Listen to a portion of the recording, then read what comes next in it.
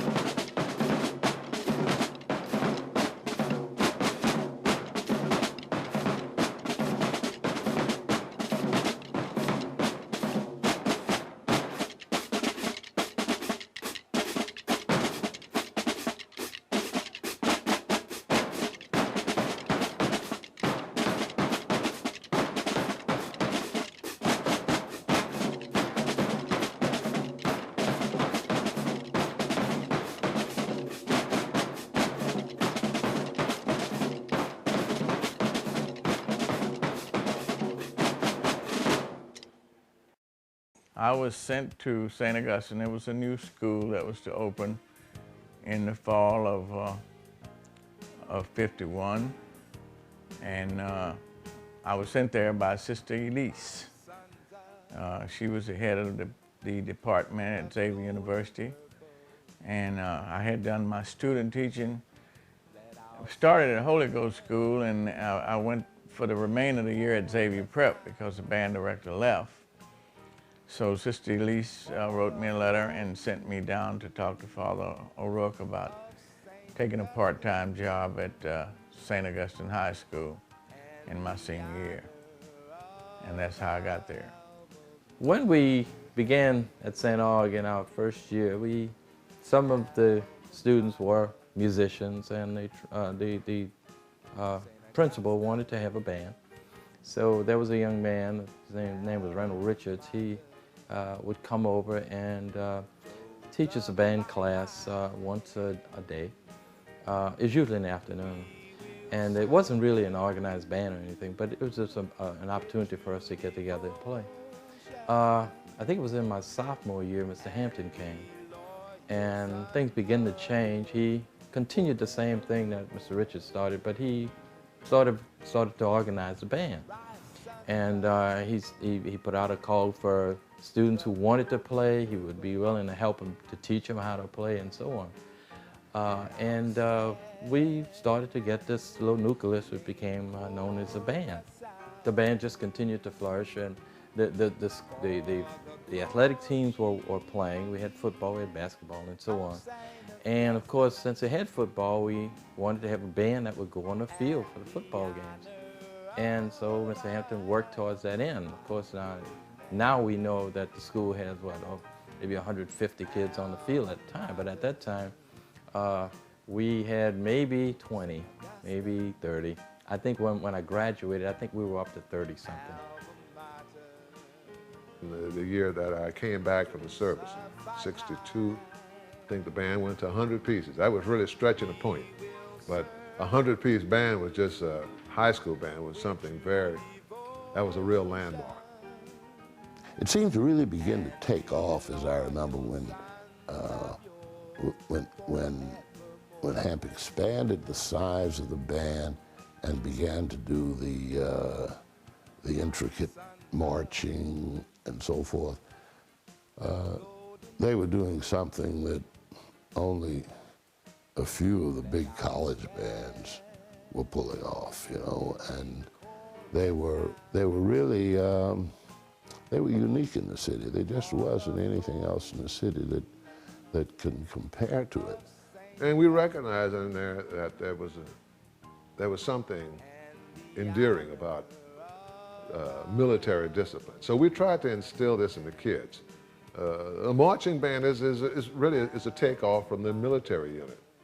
So we wanted that aspect to be a major part of our playing.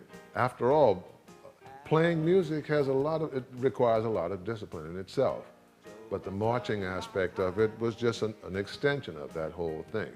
So we tried, our band camps reflected that. And everything we did was based on a kind of military awareness. And we tried to instill that in the kids, and I think that it carried on. And he, as a result, he was growing on the job also, but he saw, I would give this to, the credit here to Hampton himself, totally, because he wanted a precision military type of operation, and that's what he got. That's what St. Aug became known for. And when St. Aug's band came marching down the street, everybody took notice. And when St. Aug's band was on the football field, everybody stopped and looked and enjoyed what they were seeing.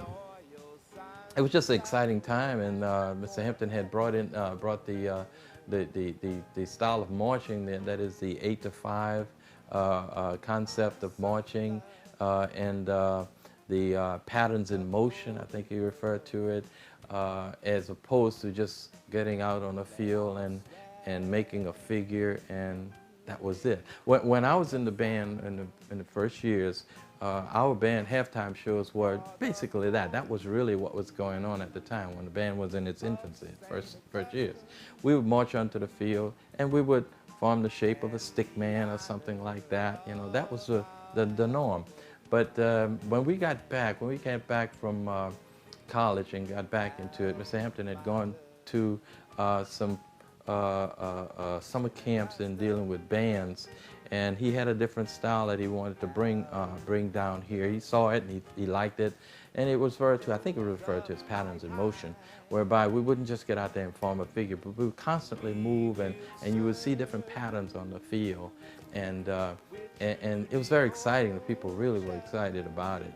And you really got the real concept of it. You could really see it when you were in a place like City Park now, or in Superdome.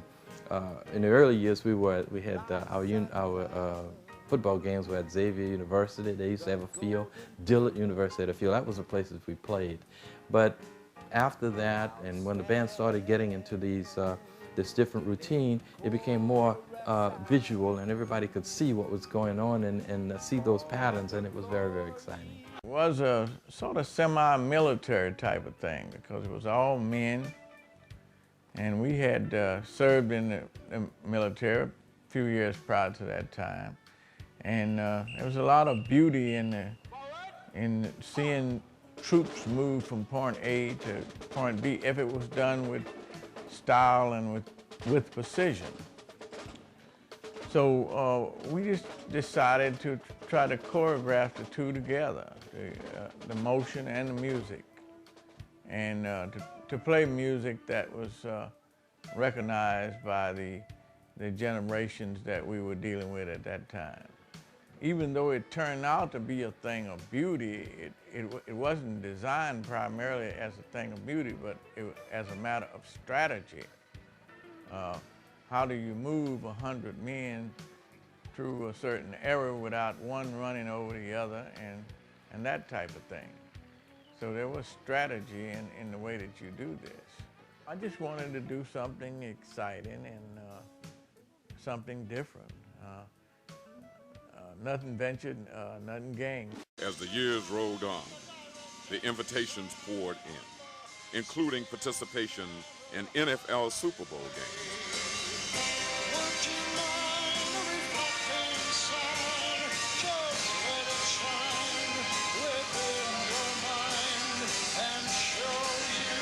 Appearances in Hollywood movies.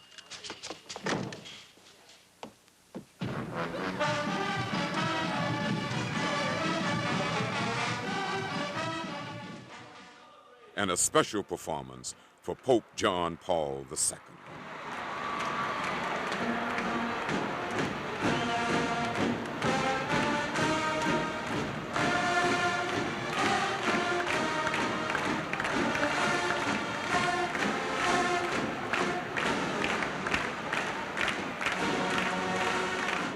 How did they become so good? Discipline, hard work, and the invaluable leadership of bandmaster Edwin Harrell Hampton. Probably one of the most brutal experiences I've ever been in my life. It was a boot camp, to be perfectly honest with you. It's a military environment, a lot of guys acting under military conditions, working in the sweltering heat of New Orleans, but a taskmaster being Mr. Hampton that was relentless. It's an experience that you only wanted to go through once in your life, but every year we endured that, and that made us what we were, that summer camp. As the years talked with me about it, and he got the idea to talk to some of our students about trying to stop some of the things that Zulu was doing at the present time. Of course, Zulu did not have a route for carnival. What they would do is they would post signs on various barrooms around town that would say Zulu will pass this bar on Carnival Day. And that custom, along with the throwing of coconuts and the painting of their faces, blackface and that type of thing, at that particular time, we were in disagreement with that. So we got a group of students and we went out and canvassed and gave out posters and things asking Zulu to try to go along with trying to improve their parade. And so this was the beginning of the movement that finally got us into the Zulu parade, because after a few years they decided to go along with some of those things that we had asked them. And so since they did that, we thought it was Christian-like to go and help them to improve their parade by going into the parade as a band. after Zulu came a much more difficult task, integrating Mardi Gras itself. In the middle of the turbulent 60s, St. Augustine's Marching 100 became the first black band to play in the Rex Mardi Gras parade. Rex is considered the king of Mardi Gras. It developed from a letter that Father Grant, who was a principal of St. Augustine, wrote to Mayor Vic Schiro and requesting his help because Father Grant said he had seen bands in the parades, but their band had never been invited. So Scoop Kennedy, who had been a sports writer for one of the papers, who was then Vic Schiro's public relations man, wrote a letter to Darwin Fenner, who was the then captain of Rex, suggesting that we look into getting them in the next Rex parade. So that's what started it all, was a letter from Father Grant, who was the principal at St. Augustine. His Majesty Rex hereby extends to the St. Augustine High School his official invitation to participate in the 1967 Rex Parade, which will be held on Tuesday, February 7th, 1967. St. Augustine High School received your invitation to participate in the Rex Parade. We will participate. Sincerely yours, Reverend Robert H. Grant, SSJ, Principal. It occurred to some of those white folks that had these crews that maybe it would be worthwhile having a black band play. If you want good music, you get St. Augustine. If you want second-rate music, you get some other white school, as they had been doing. Oh, I think everybody felt it. It was a lot of anticipation, and we worked hard, very hard for it. And you have to understand the times, at that particular time, when we went out there in the parade, we had a column of priests. At that particular time, we had a lot of Josephite priests on our faculty.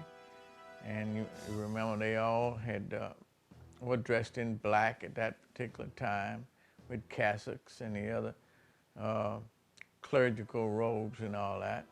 So we had priests on our ranks and in front of the band and then behind the band and whatnot as we marched through the streets of New Orleans. I can remember coming to Canal Street and St. Charles. I can remember a very elderly black lady, and this is the truth, that she got on her knees and thank God in a way that everybody could hear what she was saying, that she had lived to see this day when a black band marched on Canal Street. But I think by and large that Canal Street and St. Charles were the easy ones now. You remember these parades in those days went through the French Quarter, and what you got on your head from the upper balconies was not champagne. We didn't stop to analyze it.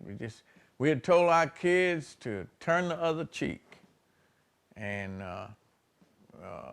don't react to the crowd and keep going, and they did a good job on it.